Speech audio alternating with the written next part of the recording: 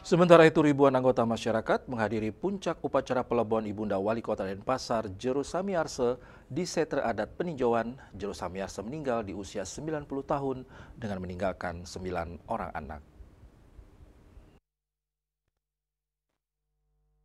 Tepat pukul 12.05 WITA, iring-iringan rombongan upacara Palebon Jero Samiarse berangkat ke Setre Desa Adat Peninjauan yang berjarak kurang lebih 1 kilometer. Sepanjang perjalanan ke Setre, tetabuhan Baleganjur, Angklung, dan Gender mengiringi perjalanan Lembu dan Bade sebagai tempat layon Jero Samiarse yang diusung ratusan masyarakat. Wali Kota Denpasar I Gusti Ngurah Jayanegara terlihat berdiri di samping Bade mengiringi Palebon Ibunda Jero Samiarse menuju Setre Desa Adat Peninjauan.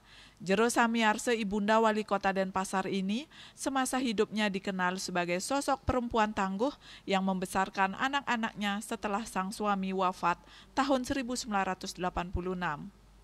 Untuk menghidupi keluarga, beliau aktif sebagai serati Banten, pekerjaan yang ditekuninya selama bertahun-tahun dan turut memberdayakan 8 orang pekerja Banten.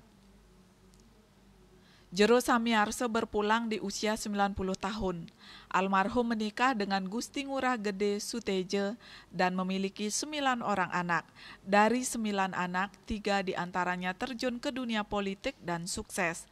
I Gusti Ngurah Jayanegara menjadi Wali Kota Denpasar, I Gusti Ayu Bintang Darmawati menjadi Menteri PPPA periode tahun 2019-2024, dan I Gusti Ngurah Gede Marhaendra Jaya menjadi anggota DPRD Provinsi Bali. Yana Bali TV.